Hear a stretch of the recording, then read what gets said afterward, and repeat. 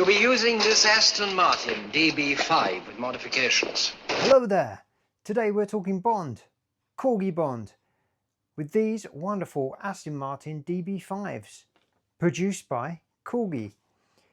Starting off with the original DB4, going through to the first ever DB5 that they produced.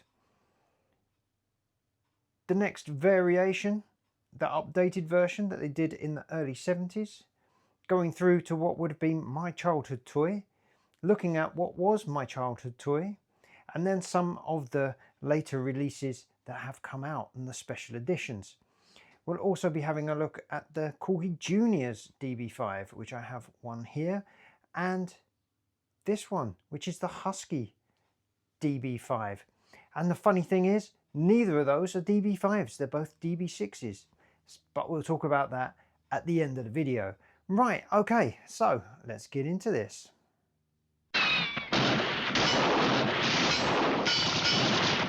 Bond. James Bond. So we're going to start the story with this. This is the Corgi 218 DB4. It was first produced in 1960. As you can see, this version is gold. It was never produced in gold, so the guy that I bought this from, or someone through the years, has decided to paint it gold to make it that iconic James Bond colour. Although James Bond obviously never had a gold one, but you know what I mean. This was originally produced in either red or yellow. I don't know which version this would have been because the paint was completely stripped off to paint it gold, so there's no trace of any old paint on it whatsoever. Corgi were always known as the ones with windows. That was the way that they could produce something that sort of might be better than other cars that were on the market, die-cast models should I say, such as Dinky and Matchbox. But this one was very special because this was the first one ever to have an opening bonnet.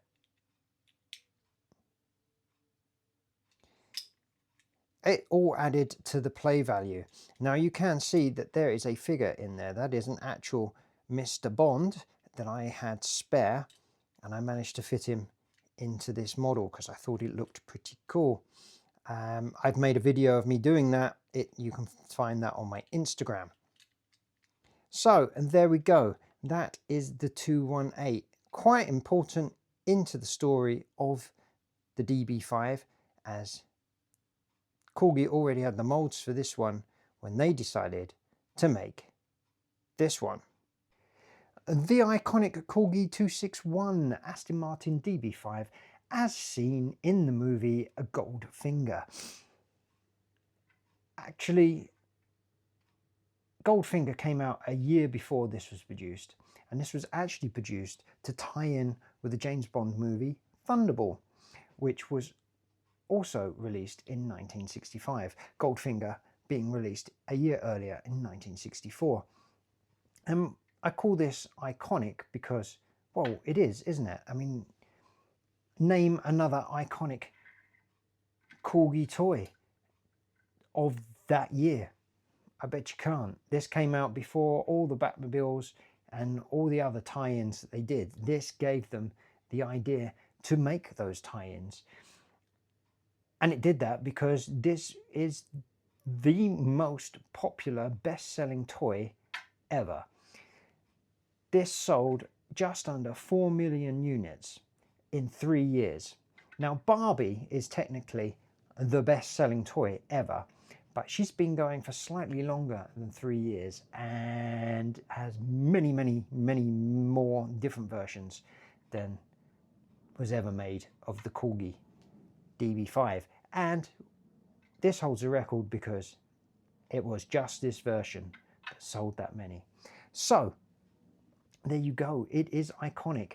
And of course they sold tons of these. Kids had just seen Goldfinger a year before. Maybe it was their first ever experience at the cinema, seeing James Bond driving in that iconic Aston Martin DB5 with the guns and the ejector seats and all that kind of stuff. And then to be able to get a little toy model version of it so that you could actually relive your fantasies and pretend to be James Bond. What a fantastic idea.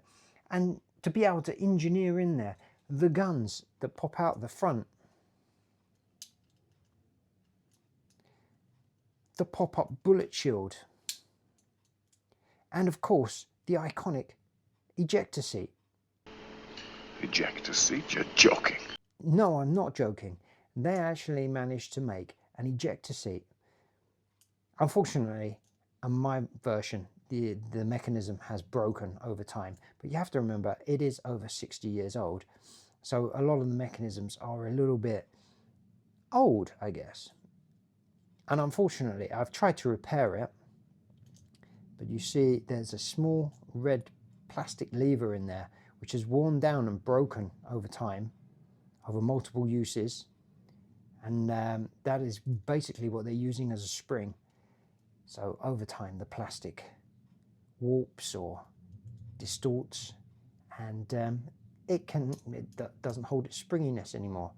Also, another common thing with these older versions is that the roof doesn't really go flat. But okay, it's a lovely toy, huh? If you're enjoying this video, then don't forget you are licensed to hit the like button and to subscribe.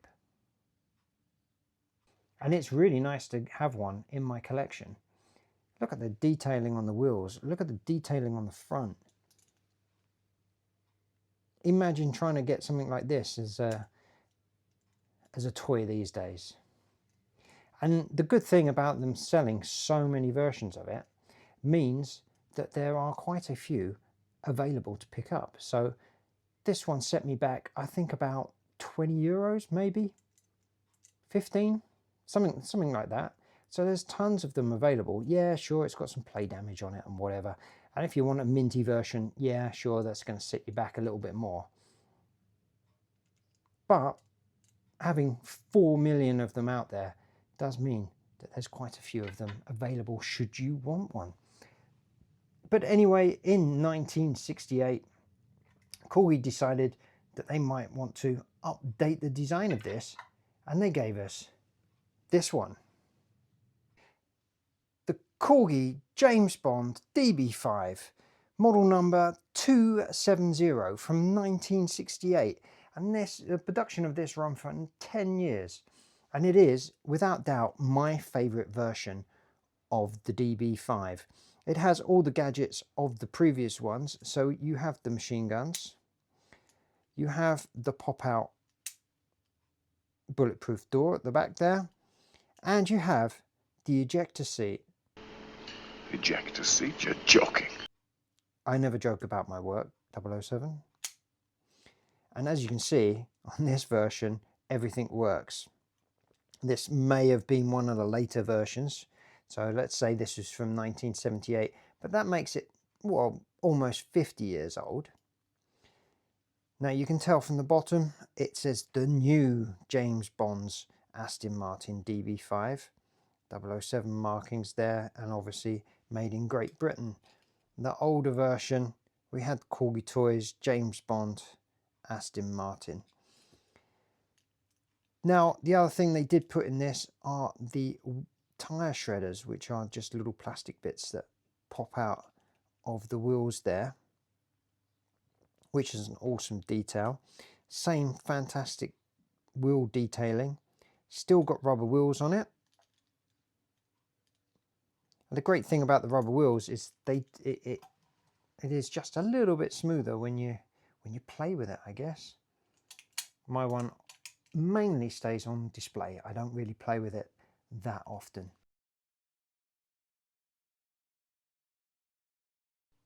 Now, obviously, there is another big difference between this one and the older version, the 261, and that is that they're two different colors. Now, originally, Corgi thought that kids wouldn't buy a silver toy because they would think that it wasn't painted, and that's why they decided to paint it. And what color do you paint the car that was in Goldfinger? Well, you paint it gold, don't you? So that's why the first versions were gold. But obviously, by 1968, they decided they could make a silver car. Now my version has a little bit of play damage on it, but other than that, as you see, everything works on it. And as I say, this is my favorite version. It's a really nice scowl. Oh, I forgot, it also has rotating number plates on it. Revolving number plates, naturally. Valid all countries. Which are a little bit fiddly to get them to rotate, but they do rotate back and front. There we go. So it's absolutely packed with features, which is amazing for such a small toy, really. Obviously I'm missing a bad guy, but that's okay. Can't have a bad guy in every car. And it also had some iconic packaging. So not only is this my favorite car, but it also came in my favorite packaging, which would be this one. So anyway, Corgi ran production of this for 10 years, from 1968 to 1978, and then they decided to upgrade it again to this. And this is, to me, the most iconic version of it, and probably to anyone my age, this is the one that we grew up seeing in the shops. This is the Corgi 271 Aston Martin DB5, and it is significantly bigger than the older version, but it came with less features. Also came with plastic wheels, no tires, rubber tires on it anymore. But you do get the machine guns that come out the front, the pop-up bulletproof shield, operated this time via the bumper and not the exhaust. It doesn't have any exhaust pipes, this one. And it comes with the ejector seat. Ejector seat? You're joking. Why would I joke about these things? There we go. And obviously I'm not going to fully eject it because there's a bad guy sitting in the seat. Now, this version I bought when GoldenEye came out. So this is a newer version. You can tell that because it's made in China. In fact, anything after 1989, I believe, is made in China. Corgi stopped making, well, Corgi went out of business in 1983, and then they still managed to produce these models.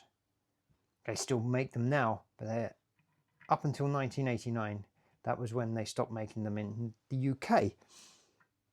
So if you ever find one that has Great Britain underneath it, then you've got a rarer version. Now I do have here this one, and this is my childhood version. And that is why it is beaten to hell. But it is made in Great Britain. And I think the only thing that works now is the bulletproof shield on this one. Which is pretty cool, pretty cool. It is nice to have my childhood version. And although I do wish that I'd looked after it more, I had many years of play fun with it. Oh, you'd be surprised the amount of wear and tear that goes on out there in the field. Anything else? Another thing you can see is a slightly different shade of silver. Don't know if that shows up on the video, but the older version's slightly more grey. There we go. Right, so let's have a look at some of the re-releases that I have, like this one here. Now, this one is from 1988. Again, it's a version of 271, and I believe this was put out to tie in with the movie License to Kill. It has this lovely badge that comes with it, and it's a really nice piece of packaging. This was actually gifted to me by my good friend Jason over at Travels and More with Jason, and I'm extremely happy to have this in the collection.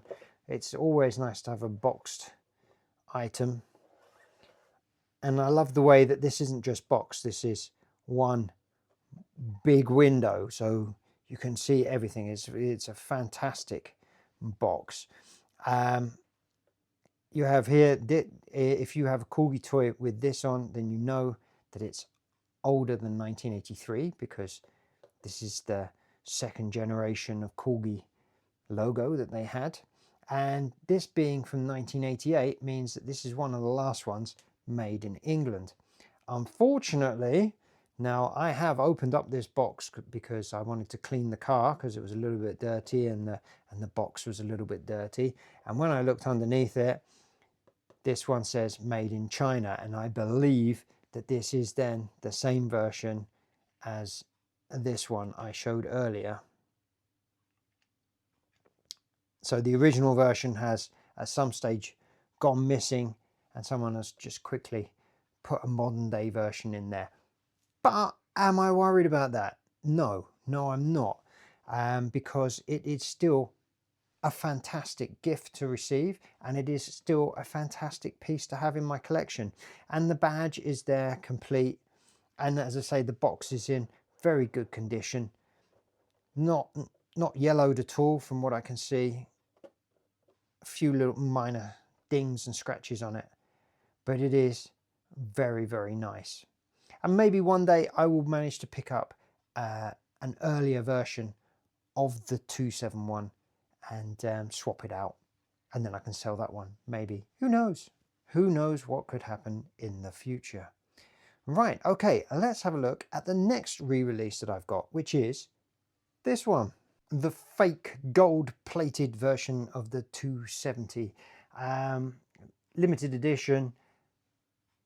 I saw this when this first came out, I think in the late 90s. I can't quite remember when I bought it or when this one was released. I should have done more research. I know, I'm very, very sorry. But as soon as I saw this in the model shop, I bought it. It was about £20 at the time. And it's basically been on display since then. Something from my original collection that was never purged. So it must be special.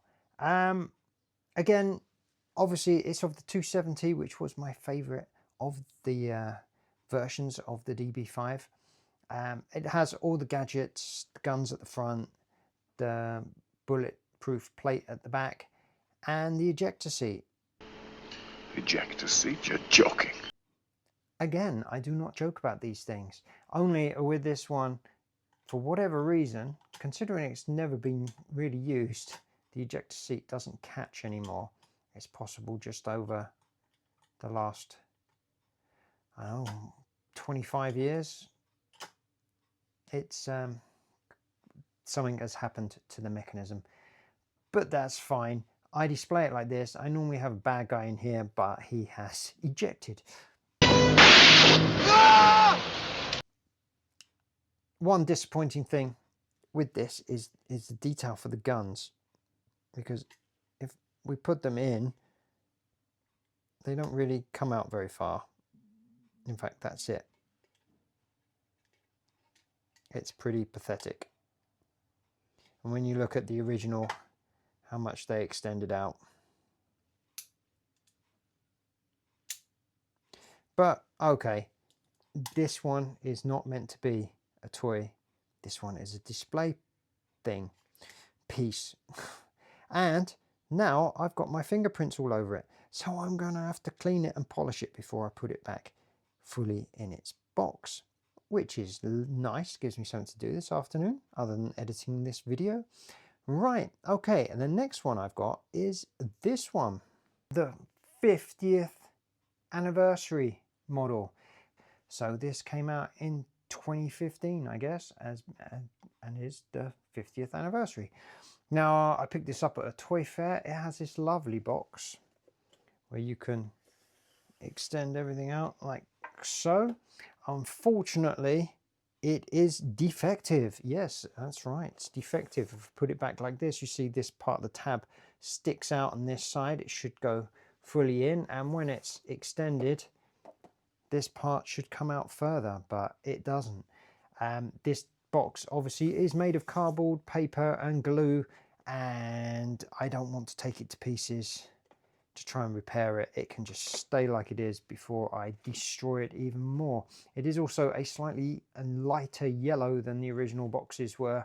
Whether that is deliberate or whether it's been in the sun, I'm not sure. But the front does look quite vibrant, so I don't know how they managed to put it in the sun and get equal fading around the box. So I'm guessing it was always this lighter colours. Anyway, that's enough about the box. We're not here for the box, we're here for the car itself. And yes, here it is. Looks like it should be a 270, but it doesn't have the tyre shredders in the back. And you can also see the moulding for the wheels. The spokes are now moulded instead of like they were on the original. So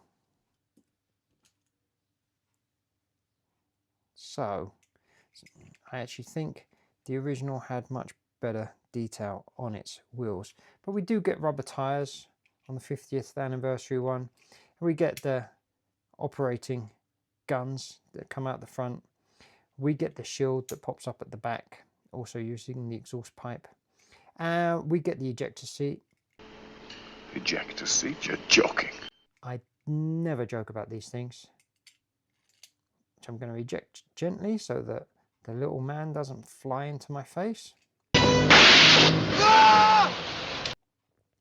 And we also get in this one the revolving number plates, which is nice, isn't it? Again, we have to help some of these things to close. The mechanisms aren't fantastic. And if we look underneath, well, it doesn't even say where it's made now, but I can guarantee you this was made in China. But what is nice is it's made with screws, so you can quite easily take it to pieces should you wish to destroy your toy. So, and there you go, and that's that one. I do have one more, which is this one. I believe this was the 2020 or 2022 re-release. This was gifted to me by a good friend in the UK, and it came from his father's collection. Now, it is basically a gold version of the 50th anniversary one, and it is, as you can see, still in its packaging, on its box. I have never taken this off, and I never will. I quite like it like this. I don't want to destroy anything trying to take it off of this lovely packaging. Inside the box we do have all the instructions and their little sticker. Again, revolving number plate. Does have the guns that pop out the front. It's got the shield on the back. I can't operate it because I can't get to the exhaust pipes. And it does have the ejector seat. Ejector seat? You're joking. No, I don't joke about these things. Why will you not accept that? Again, I'm not going to operate the ejector seat because this one suffers from what my gold one suffered from, whereas the roof doesn't close down properly again, and I don't want to faff around with it trying to repair it when it's fine on display like it is. And this one came with an original style box, as what would have come with the original car in the 1960s, apart from all this blurb underneath. I don't believe there's a date on there. If there is, let me know in the comments. Right, okay, so there you go. That is all my big scale DB5s. Well, let's have a look at the Corgi Juniors. Now, this is the Husky DB5. Husky was part of Corgi, and they made the smaller version of the cars before they became Corgi Juniors. And they made this, and I said it was DB5, it's actually a DB6, and we can see that under there if we can focus. Aston Martin DB6. So really, this has absolutely nothing to do with James Bond. But I managed to pick this one up quite cheaply. I think it was about €1, something like that. I mean, it's extremely damaged, as you can see, but hey, a little bit of play damage of a car of this vintage. Imagine this is from the late 60s, so it's still nice to have in the collection as one of those little oddities. But obviously they took the molds of this and they turned it into this. The Corgi Juniors 007 James Bond DB5 DB6, as we can see underneath, DB6 1979. This is one of the later versions. I know it's one of the later versions because it's got the bad guy with it, and he's only got, well, he hasn't got any legs. The earlier versions have a little bit more leg. Many of these have been lost to vacuum cleaners around the world. So I'm going to keep this guy safe down here. We don't need him really for this demonstration. So it's quite a fun little toy. No shield at the back, no machine gun, but it did manage to get the ejector seat in it.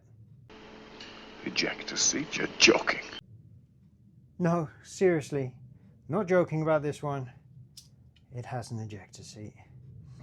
And obviously, this little guy should go in there.